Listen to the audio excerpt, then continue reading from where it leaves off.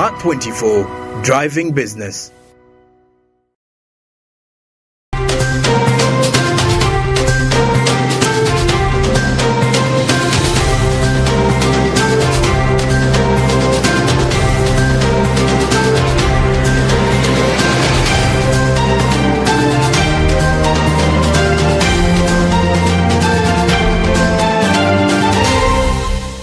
A warm welcome to Business Edition. This is the weekly roundup where we get to give you what has transpired throughout the week.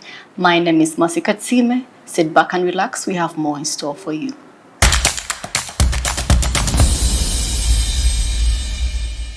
Kicking it off with the Uganda-Tanzania trade imbalance. Now, currently there has been a trade imbalance between Uganda and Tanzania. Now, this is because there has been more manufactured goods that are imported than those exported to other economies by our domestic manufacturers.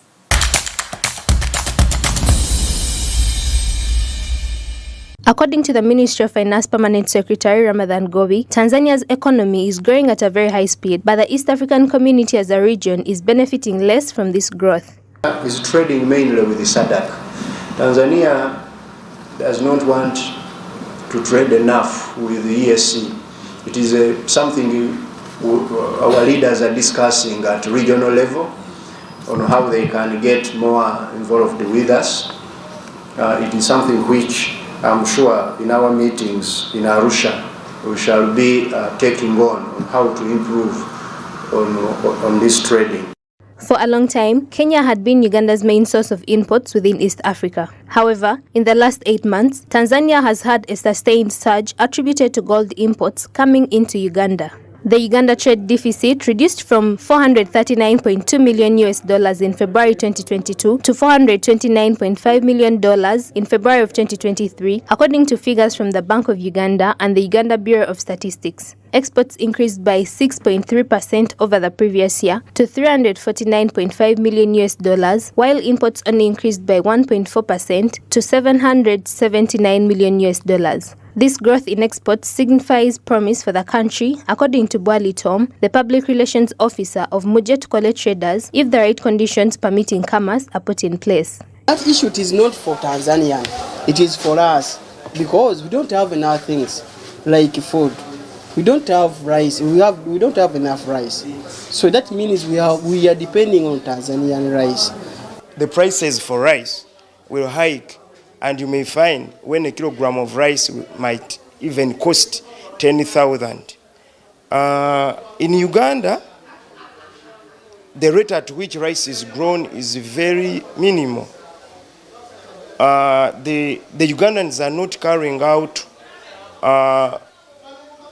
growing of rice at a very large scale.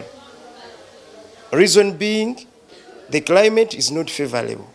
So the farmers who would wish to grow rice, they fear to invest a lot in that rice production. Why? Climate is not what? Favorable. It's not stable. You may go and get a loan and invest it in growing of rice, and then it may shine for a long period of time, and then you may lose your money. In contrast, Tanzania exported to Uganda over $314 million in 2021. These include items like corn at $12.9 million, rice at $154 million, and beauty products at $33 million. Tanzania exports to Uganda climbed from $10.1 million to $314 million at a yearly rate of 14.1%. However, Uganda exported $105 million worth of goods to Tanzania, with the three largest, which were coated flat rolled iron at $24.7 million, raw sugar at $12.9 million, and hair items at $7.6 million. Uganda's exports to Tanzania have grown at a yearly rate of 15.2%. These statistics clearly portray the imbalance of trade between the two nations, with experts calling upon stakeholders to create favorable environment for import substitution, especially in agriculture, which is the backbone of the nation. Must reduce at the rate from which we import from TZ in order to encourage favorable balance of trade. Yes, favorable balance of trade is good if at all we have the favorable one. But Still, we have to respect the process because we may shoot in our own foot. You are going to create scarcity in Uganda, and the demand for rice is going to increase and exceed the supply. As a result, we are going to experience inflation. The prices for rice will hike, and you may find when a kilogram of rice might even cost 10,000. In Uganda, the rate at which rice is grown is very minimal. Tom further emphasizes the inadequacy of the parish development model by pointing out that funds are distributed to people who hardly have any expertise of what or how to grow products that are in high demand by both domestic and international markets. The Ministry of Finance therefore encourages Ugandans to engage in the manufacturing sector because the country is dedicated to locally produce more goods for both export and local consumption. We are becoming more and more relevant in the region. We are now exporting more to our neighbors. That's why some of them are closing sometimes borders. It's good from Uganda because we are competitive. We have a comparative advantage on a number of things, food, and now we have also started to get some good results from our manufacturing sector. We manufacture goods and sell them across the borders. It's something which we are going to pursue very robustly.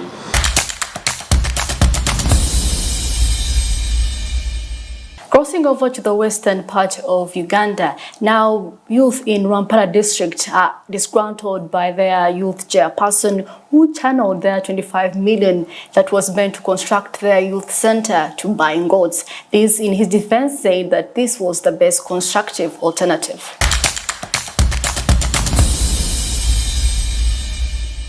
There is a growing unrest in Rwampara district between a section of leaders and the youth following alleged mismanagement of 25 million shillings money that was meant to build a youth center in the district. A section of the youth group accuses the district youth council for channeling this money to procure goats, which they allegedly divided amongst themselves. The youth who were demanding for accountability for this money have now called upon anti-corruption agencies, police to swing into action and bring the culprits to book. I would wish to see these people being interrogated, to be questioned about what they did and how it was done. Because if something is for the public, you should really work on it with keen interest, understanding that there are other people outside who are watching. In 2021, youth in Rwampara held a district youth day. Together with their MPs, created a youth fund which later saw 25 million Ugandan shillings collected. Youth later sat and passed a resolution to construct a youth center in Nyihanga Town Council, but this was never put in action. On Easter Monday, it is alleged that 6 youth led by their district chairman Brian Muhimbura sat in a meeting and overturned their earlier resolution and bought goats which they distributed among youth leaders at sub-county level. At first we had actually agreed, though the leadership sat and said, we actually would love to have a youth center, but what is the benefits? And one of the benefits was to maybe rehabilitate these youth from using drugs and all those things, and maybe they can keep busy there. But after good research, we realized that what the youth need is to be economically empowered so that they don't go around trading centers using drugs. This has since sparked fire in the district, with a section of youth tasking their leaders to provide accountability and provide explanation on who gave them a mandate to procure these goats. There was mismanagement of money. We also want to understand how many goats were bought within 25 million. And at the same time, which procedures did they follow? These people are thieves. It is like the people who have stolen iron sheets. The iron sheets belong to the public. And then because you have been given an office, you make yourself have a bonanza.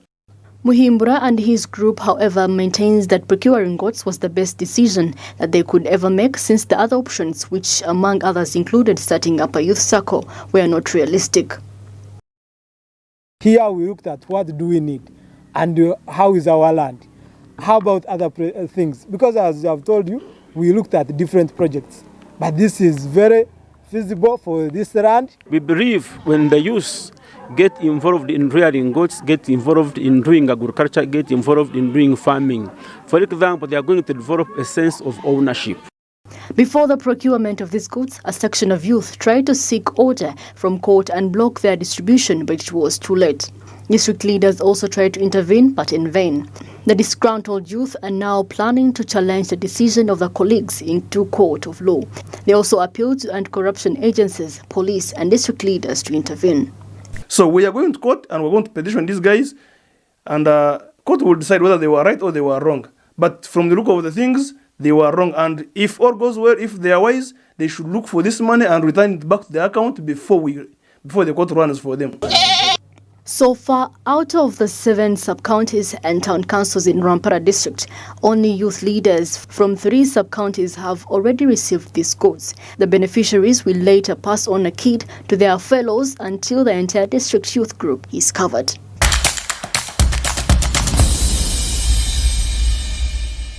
Away from that, economists and civil society organizations have called for prudent debt management strategies and comprehensive revision of government policies to get rid of the expenditures within Uganda. Now, this is after the Ugandan's debt hit 90.9 trillion shillings. Let's have a look.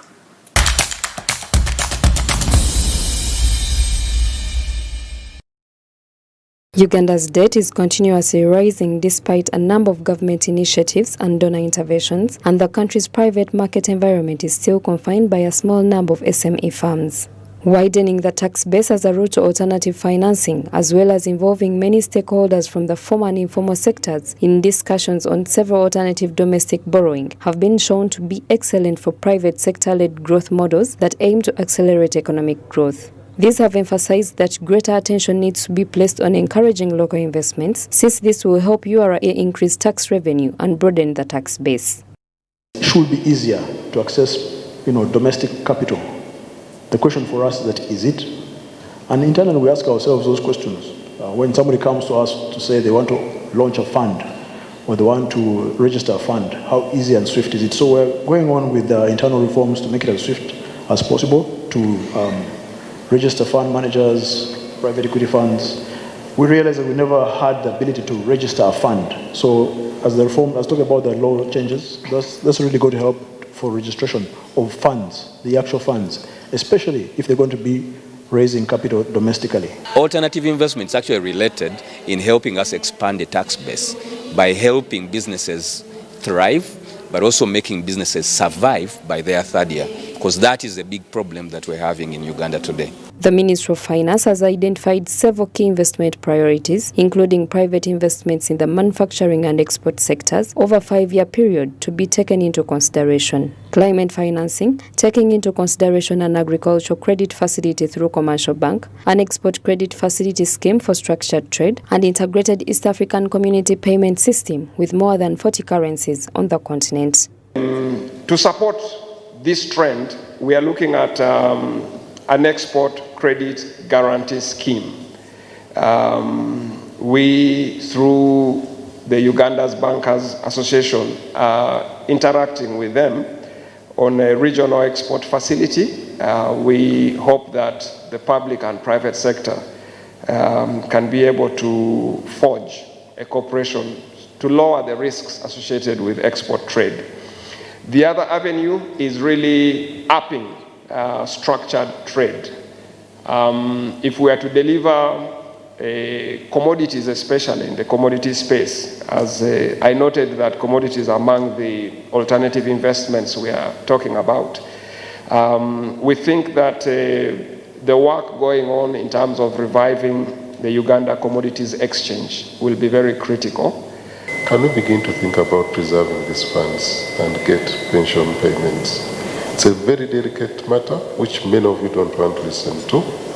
That one can be testified from the midterm access pressure, but the issue is, what is going to give you that certainty of cash flow is the pension arrangement. But from the discussion we're having today, to have that long-term liquidity and investment vehicles that we are trying to talk about, we cannot ignore that drop that can distort the financials in this market.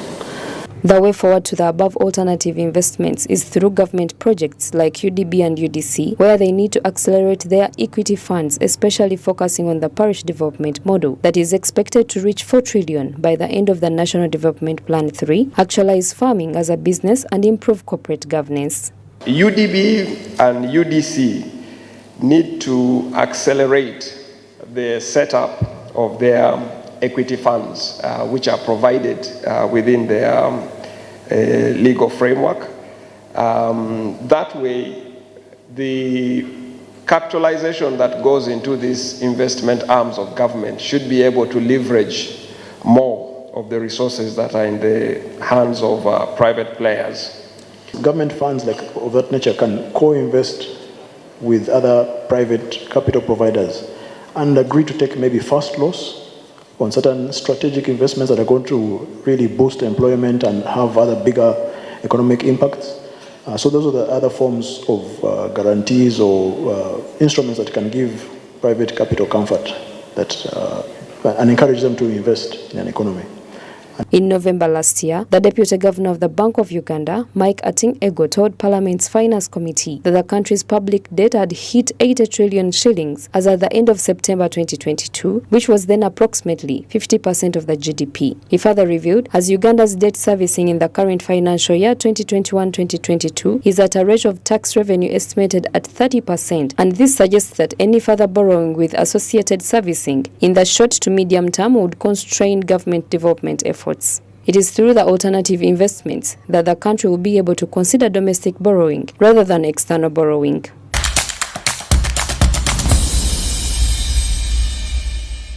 With the relentless downpours that have been currently showering in Uganda, there are always disruptions in the business communities. That is to say, when it comes to traders who work in arcades. Now, the traders have really appreciated and acknowledged that government has tried to make sure that the water does not fill up the arcades, though they still feel that there is need to be done. Let's have a look.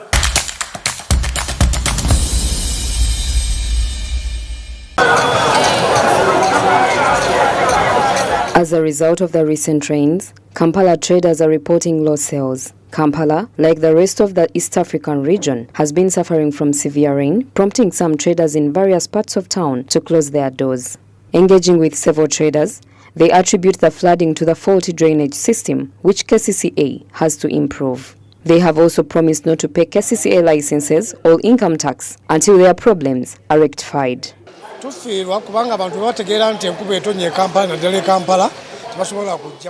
lose a lot because when people get to know that it has rained, especially within the CBD, they don't come because they know they will find floods and also having fear that their cars will be taken away by the floods. So this is a great fear for them due to the current situation, even with the road network and the poor drainage system.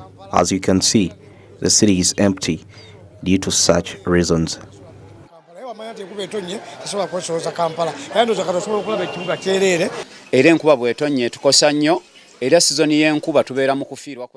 it rains, it costs us much, and during the rainy season, we work in losses because we don't receive any customers. Now some buildings also flood, and traders lose a lot. We are in a very worrying state as traders. That's why we have decided that we are not going to pay KCCA license. If it doesn't work on our issues and also with the government, we shall not pay income tax because we don't see any change.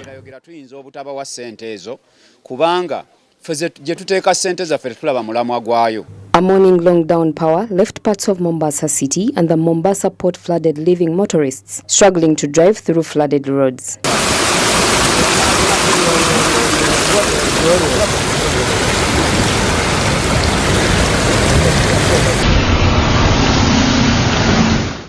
Based on a press statement released by Kenya Ports Authority, the Port of Mombasa experienced collection of water at some sections of the port access roads towards Gate 18. This has worried Ugandan traders about their cargo, and they have asked government and URA to intervene by waiving off taxes because they are working in losses. As the East African region, we are facing a heavy downpour, leaving most parts flooded. And then we look at the Mombasa port where ships land. We saw videos of our containers filled with water, so we are living in great fear. I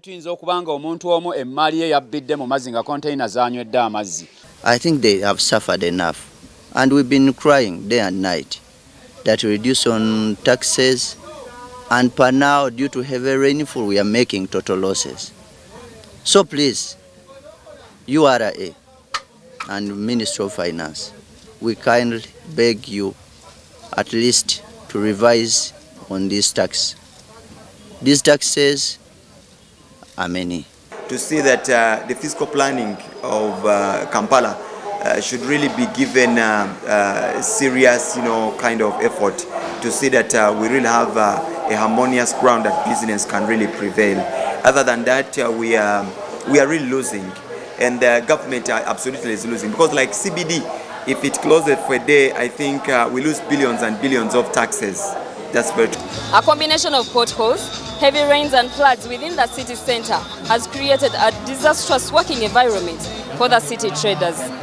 These have further asked government and URA to intervene as their goods are still stuck at the Mombasa port due to floods.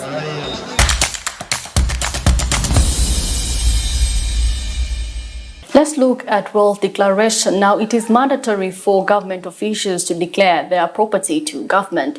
The Inspector General of Government has appreciated government officials who have come in numbers to declare their property. This is a way to reduce corruption in the public offices. Let's have a look.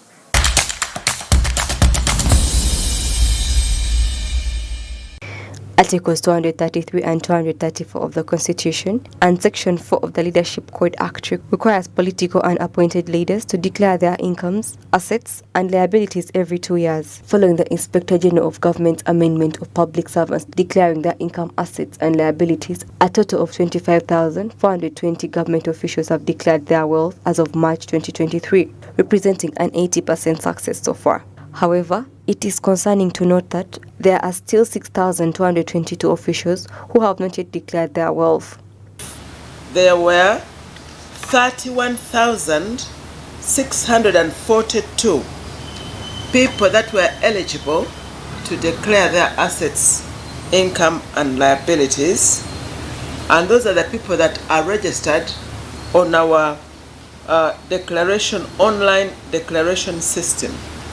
But at the end of the exercise, midnight of 31st March, only 25,420 leaders had registered and declared their income, assets and liabilities. And this is what gave us the score of 80.3%.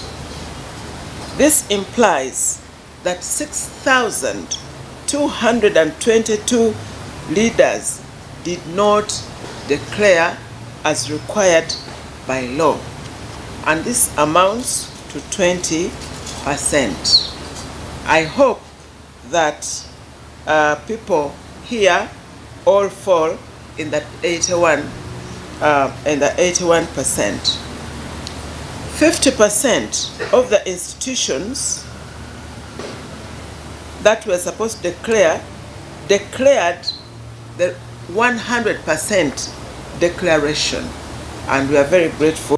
Penalties for failing to disclose wealth will vary based on the jurisdiction and the seriousness of the offense. Government officials who do not disclose their income, for instance, run the danger of legal repercussions like fines, jail time, resignation, and more. In such a situation, it is vital for the official to offer a convincing justification for their failure to declare and to work with the appropriate authorities to rectify the issue. To those who didn't declare, as I have said, the process is that we have screened and go to those ones. We are now going to do the other due diligence, as I told you, of giving them opportunity to explain. After that, those who have failed to explain themselves, we are going to submit them to the Liberty Code Tribunal. That is the tribunal that tries those people with the breaches. There are many breaches, as you know, as we told you the other time, and non-declaration is one of the breaches. Others are false declaration, under declaration, over declaration, and anticipatory declaration, including illicit enrichment, that one is normally tried in the anti-corruption court. It was challenging for the IGG to track and oversee the development of the wealth declaration procedure in the lack of an updated database for government officials. Without accurate and current information on government officials, it was difficult to identify individuals who had not yet disclosed their wealth and to follow up with them to guarantee compliance. The biggest challenge was lack of an updated database for leaders in government. We shall work with government to ensure that in the future there should be one station where we can get information about all government employees. What happens now is that information has to be got from different institutions of government. So there was no updated database of leaders, and this delayed the registration on the leaders on the online declaration system. We have also low levels of computer literacy. The next wealth declaration process is set for the 1st to 31st March 2025. All public servants are therefore called upon to be ready and participate. The progress made so far is a step in the right direction towards building a more transparent and accountable government.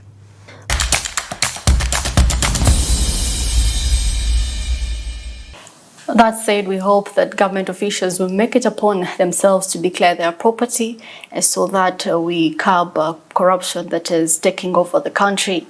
Business Edition goes for a short commercial break. We shall be right back.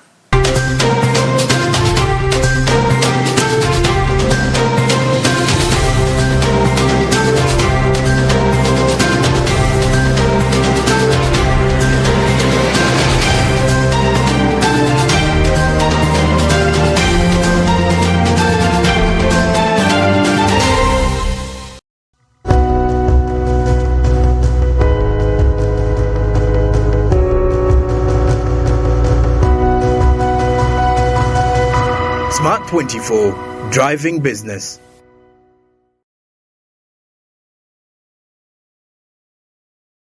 Let's live it up and party and have cracking good fun.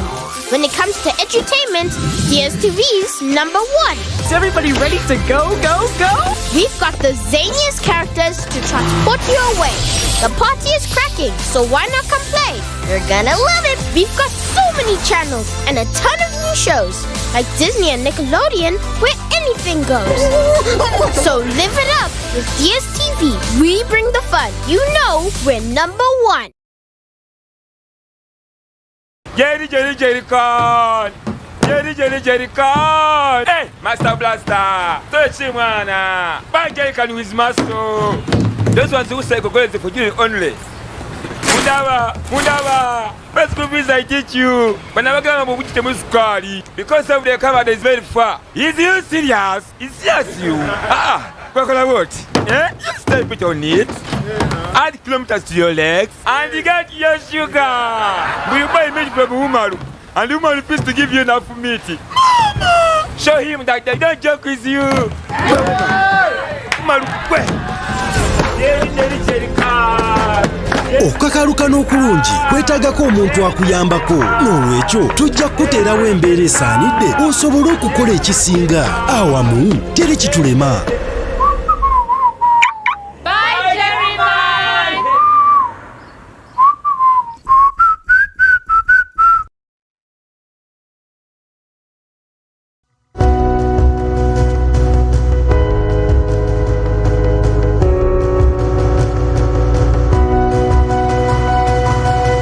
Smart 24, driving business.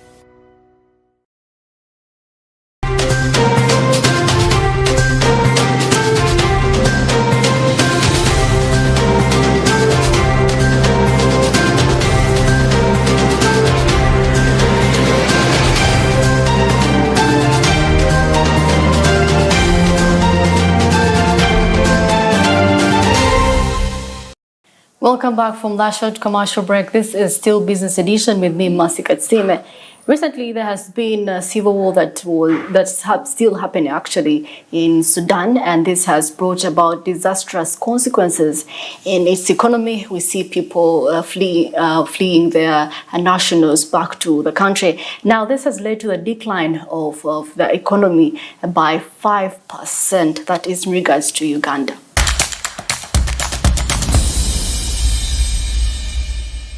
Thousands of Sudanese have started evacuating from Khartoum and Omdurman because of concern that the rival camps will intensify their all-out struggle for dominance once evacuations are complete. Routes to the Egyptian border crossing have become more expensive for travelers, and prices of food and water have frequently doubled. Fuel prices have also surged to $67 per gallon from $4.2, and drivers have raised their fares. Speaking to reporters at the Uganda Media Center in Kampala, Ugandan government spokesperson Ofono Pondo said that President Museveni has ordered that all Ugandans in South Sudan be evacuated and brought back home.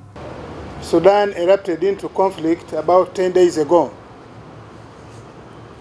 Internal fight between the military and the militia, which was originally allied to the government there, the Rapid Support Forces. As a result of that fight, especially concentrated in Khartoum, many people are finding it difficult to survive, to live, and to move out. Consequently, a number of countries have taken a decision to evacuate their nationals and allies. In the same vein, the government of Uganda, by the directive of the President of Uganda, Yoweri Museveni, made 7 days ago that Ugandans should be evacuated from Sudan. President Museveni has warned Sudanese of the perils of ideologies and errors in connection to tribalism, religion, superiority, which are the source of the current civil war before the hostilities started in South Sudan. Ugandan exports, both formal and informal, have negatively been impacted by the civil war. The latter was struck significantly harder. In comparison to trade flows that were not impacted by the conflict, exports to South Sudan have decreased by around 12%, while informal exports to South Sudan have decreased by almost 80%. When this is converted to monetary values, Uganda's entire informal exports have been cut by a startling 25%, while the country's total formal exports have decreased by about 2% as a result of the conflict. For calling this emergency meeting of the IGAD heads of state. When I last visited Khartoum, and in all the other meetings before, Naivasha and so on, I always told the Sudanese about the dangers of ideological and strategic mistakes.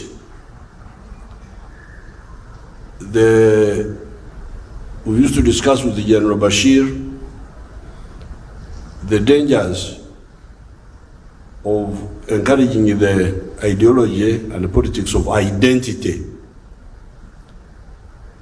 of tribes, identity of race, Arabs, Africans, identity of religion, Muslim, Christian. And I used to tell General Bashir that this is very dangerous for that country. And indeed, eventually the country broke up into north and south. Now within the north, you still see some of these problems. So therefore, it is not correct to go on papering over mistakes. In addition to its impact on South Sudan itself, the crisis is likely to have impacted the country's neighbors. Ample anecdotal evidence suggests that the crisis had economic consequences for the rest of East African community through channels like refugee flows, increased military spending and deployment, as well as trade disruptions.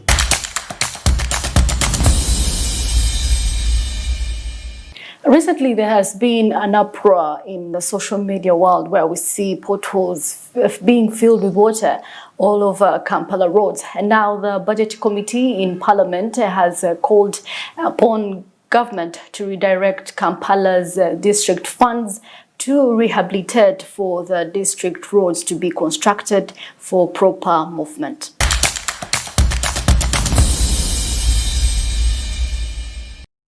The President instructed the Ministry of Finance last week to grant KCCA 6 billion shillings to repair the potholes in Kampala, which are making the nation a laughingstock on various social media platforms. While presenting the infrastructure budget, legislators expressed concerns about potholes which are raising the cost of doing business in the city.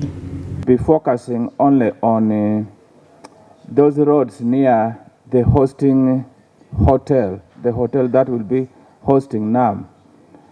We should be thinking about the whole of Kampala. In fact, if visitors are coming to Kampala, so which means Kampala is going to be the face of Uganda. According to legislators, the committee needs to come up with an appropriate amount allocated to KCCA for rehabilitation of all Kampala metropolitan roads because they are all in a dire state. Debate of KCCA coming here to say they need money. Let us have a clear strategy on how to fund infrastructure around the capital city.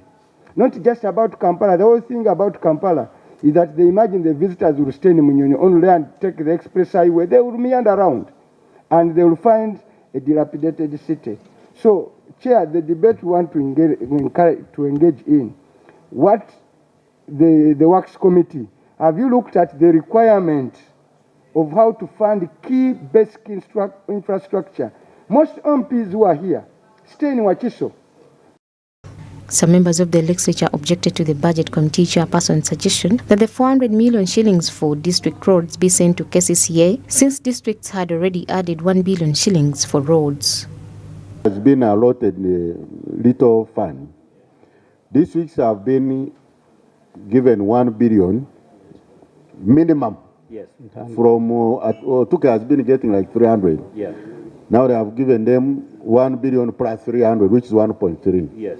So we are saying the money which has been going to the district, why can't we use it to construct, help government to construct the infrastructure around? Something that is very unfortunate, and it's very unfortunate that it has also come from you, is to touch our money from the districts. Getting 1 billion, which is going. Let me make my submission. During the oversight visit around Kampala roads, the committee noticed that the majority of the roads are in bad condition and require renovation rather than simply patching the holes. Much as the other roads are bad, but with this issue of having 1 billion for each district, now the money for road fund should look at two institutions, KCCA and UNRA, so that we can have Kampala put in good order. The motorists must be suffering everywhere. Capital is ill-funded. It gets less than 10% of what is collected in form of taxes. And all the divisions of Kampala are ill-funded. If we want the roads done, let us use the money we get from the budget to replenish Kampala.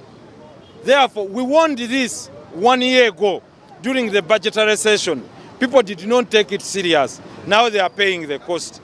The 10 billion shillings is insufficient for KCCA to fulfill its mandate and fix the roads, according to the Deputy Executive Director, Engineer David Liimbazi. He told the legislators that more than 1.4 trillion shillings is required to work on all the roads because the majority of them have outlived their duration. Financially, we're getting a total of 10 billion shillings. And we're saying that that money is not sufficient to meet the challenges the city faces. The roads, the drainages, the garbage that needs to be dealt with. According to our strategic plan, we need about 1.4 trillion shillings every financial year to be able to have a livable, sustainable city. The Minister for Kampala is expected to brief Parliament on the rehabilitation process of all Kampala roads tomorrow during plenary session.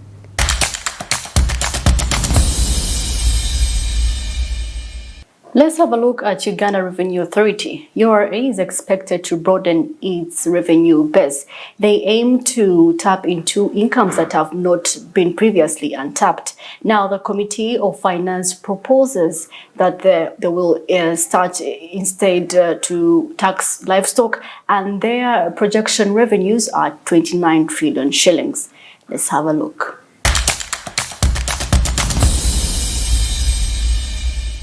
Uganda Revenue Authority, the country's aggregate tax revenue body, is expected to broaden its revenue base in order to meet the strategic development initiatives, despite often falling short on physical targets. Among the many recommendations is to tap into income that was previously untaxed.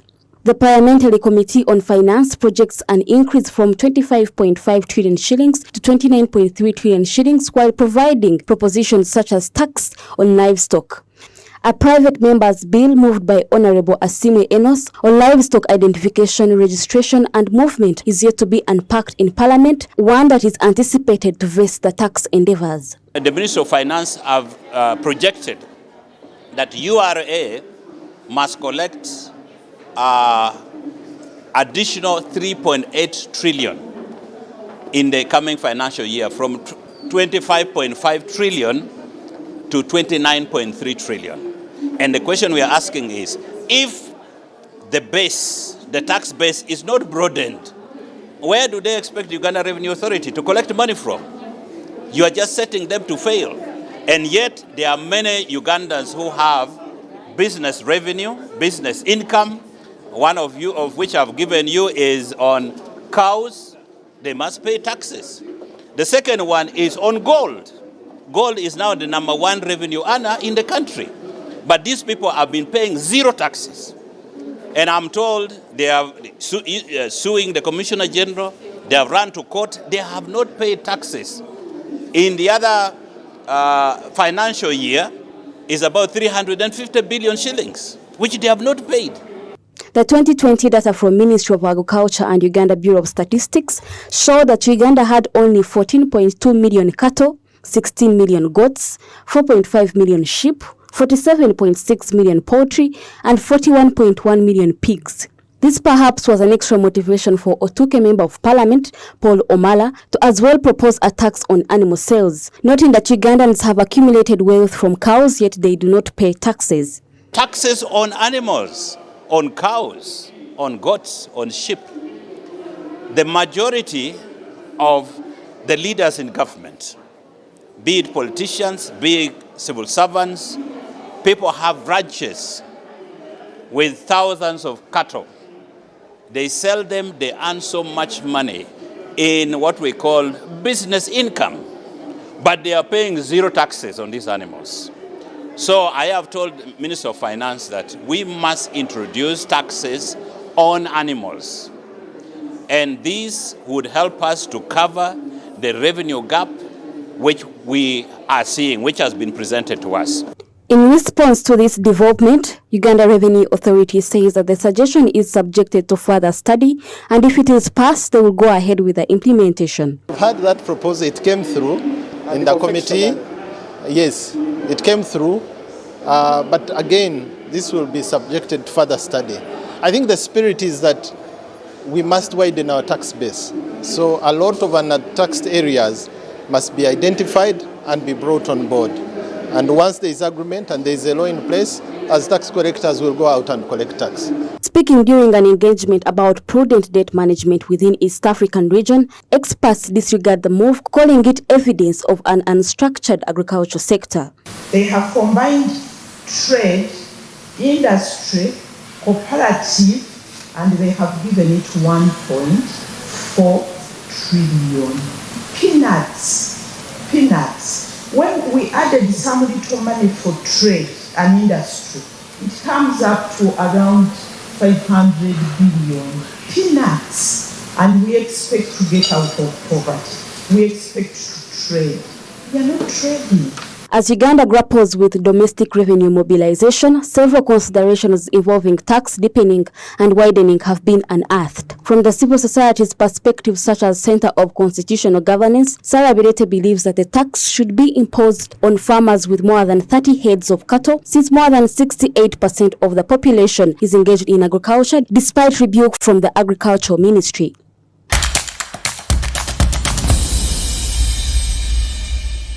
Let's go for a short commercial breather. We shall be right back.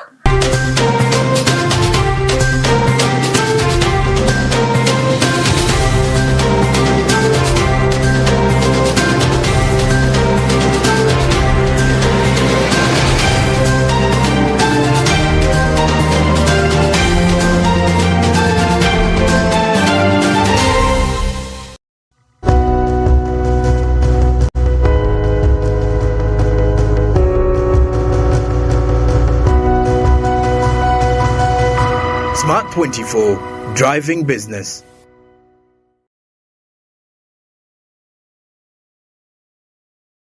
If you want to find class in Nairobi, look no further. Toast to luxury. Cheers to that, baby.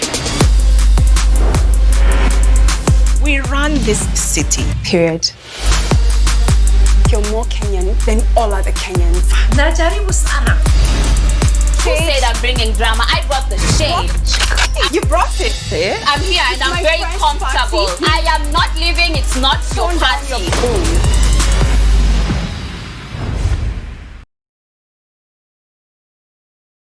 Say goodbye to paperwork and travel costs. Now every MTN customer can register to invest in securities anytime and anywhere with Zabu in a few simple steps. Step 1.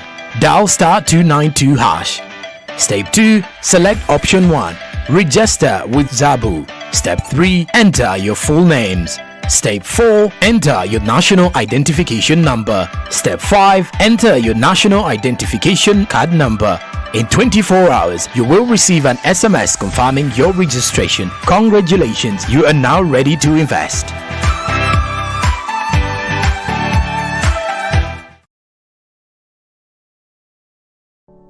Luxury redefined at Seasand Hotel as you indulge in the splendor of elegant living fit for the royalty that you are.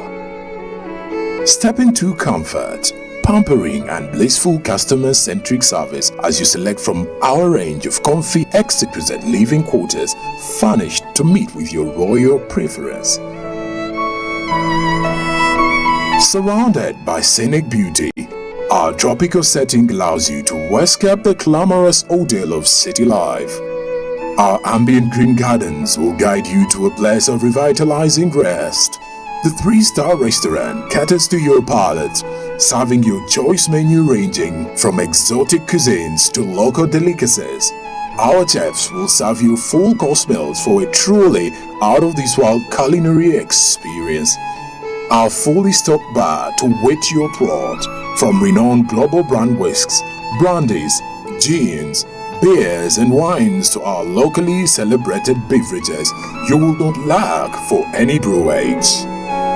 It's an all-new experience in the East at Seasand Hotel, so visit today at Plot 15-19 Spire Road, Ginger, or contact us on +256 751 719 960 and +256 785 354 614 for reservations. Seasand Hotels, luxury redefined.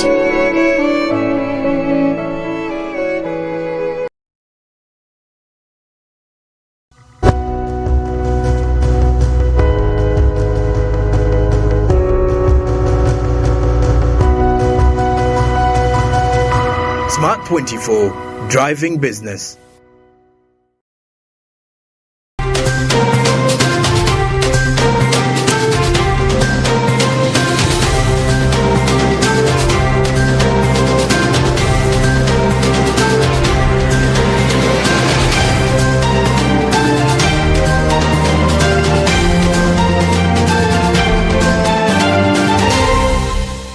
Crossing over to southwestern part of Uganda, in 2021, Moplex company was given a contract worth 21.7 billion to work on some of Kabale roads.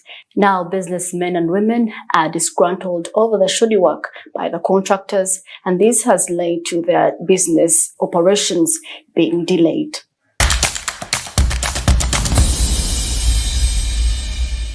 In May 2021, Multiplex Constructions Company was awarded 21.7 billion shillings contract to tarmac the 0.76 kilometers Wankosa Road, 0.34 kilometer Bushenkwire Road, and the 2.49 kilometer Shoroza Road. According to the businessmen along these roads, the contractor left the trenches that connect their workplaces to the road open for about 3 months, denying the customers access to support their businesses. Kakogoso continues by stating that the contractors recently dropped maram on this road and that consumers have been avoiding it due to the muddy conditions caused by open ditches, especially during this wet season, something that has made them incur losses. He also shows dissatisfaction with the government for keeping a deaf ear on such a matter when that business community is encountering huge losses.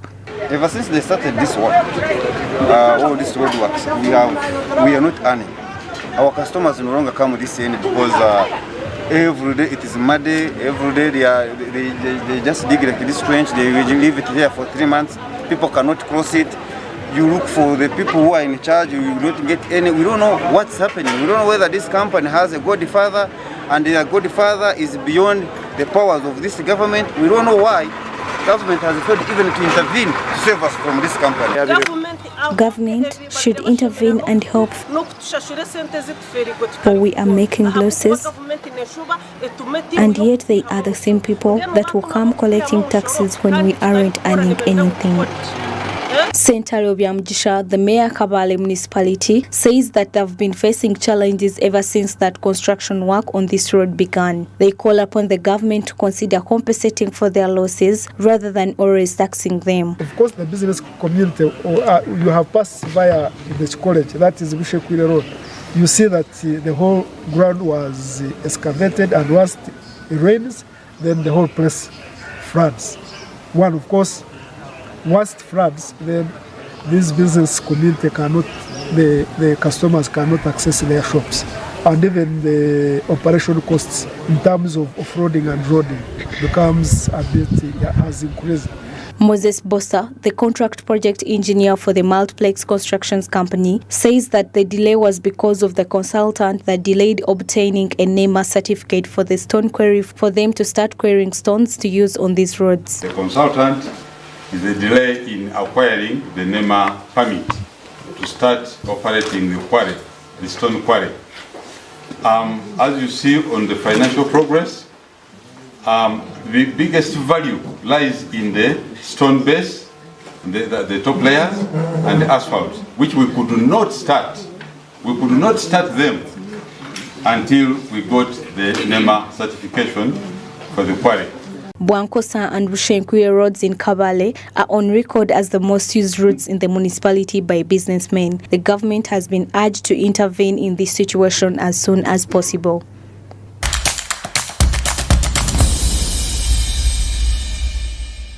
Last but not least, let's look at the tourism sector. Now, the tourism sector has grown steadily over the years. In 2020, the tourism sector contributed 7.7% on the country's GDP. This has been attributed to the country's initiative to promote tourism in the region. Let's have a look.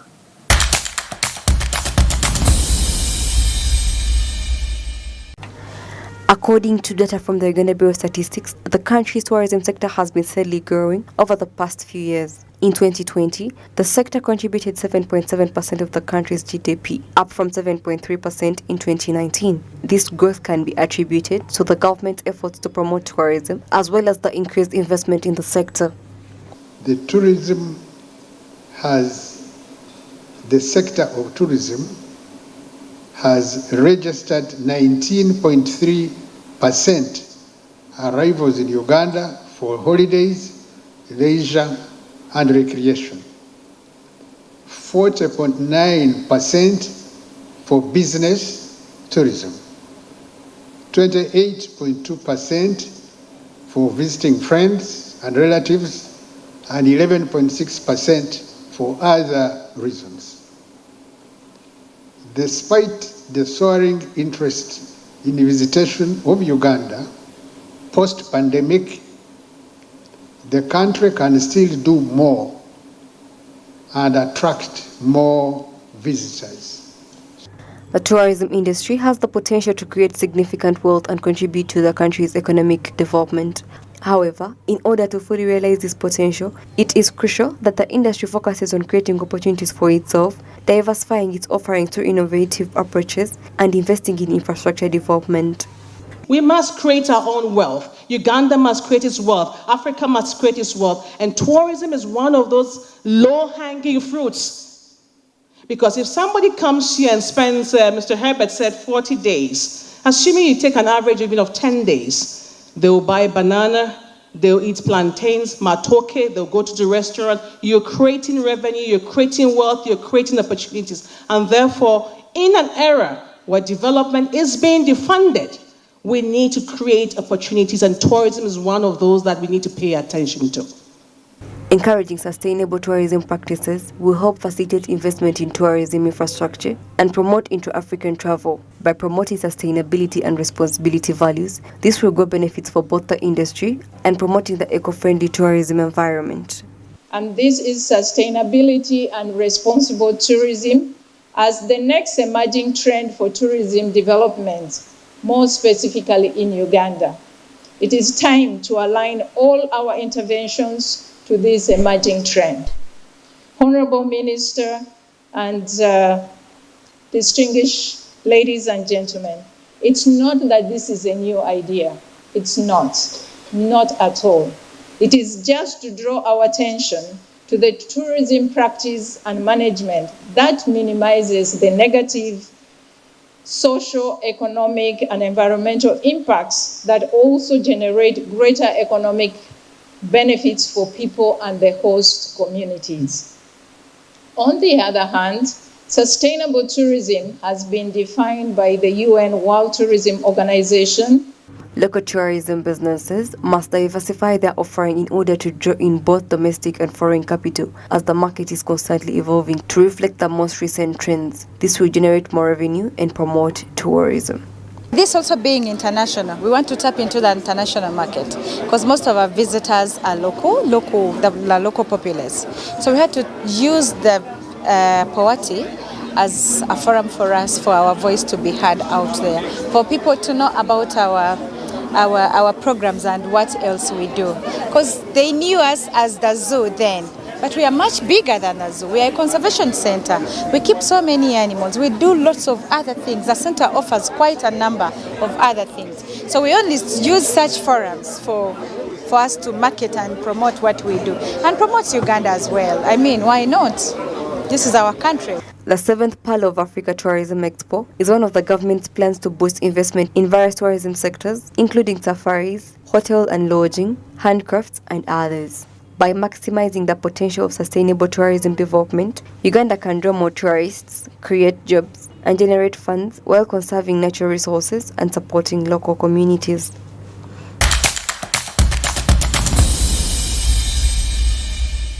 Well, I urge Ugandans to support more of the tourism industry. We actually have good, amazing sites that you can actually look out for purposes of enjoying the beauty of Uganda. Now that brings us to the end of Business Edition. My name is Mercy Katsime. Do care to catch us next week, same time, same place. Have a good evening.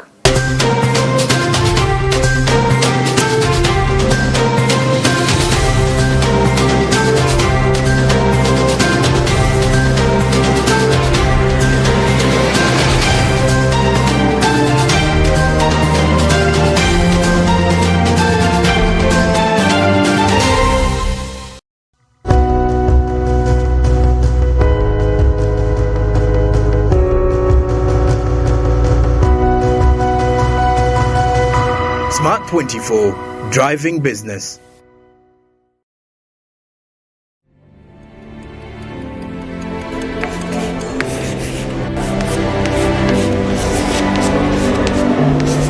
This is Jordan. When it comes to classwork, Jordan is magic. Jordan shines. Jordan makes his peers better. Jordan is a true leader. White Star Magic family. Be a leader. Be magic.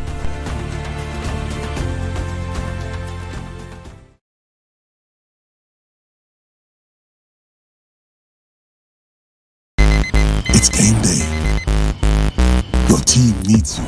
Grab your lucky shot. Victory isn't just down to skill. You'll be here when the drama unfolds. The same way you will be here for every smackdown and every slam dunk in the NBA Finals.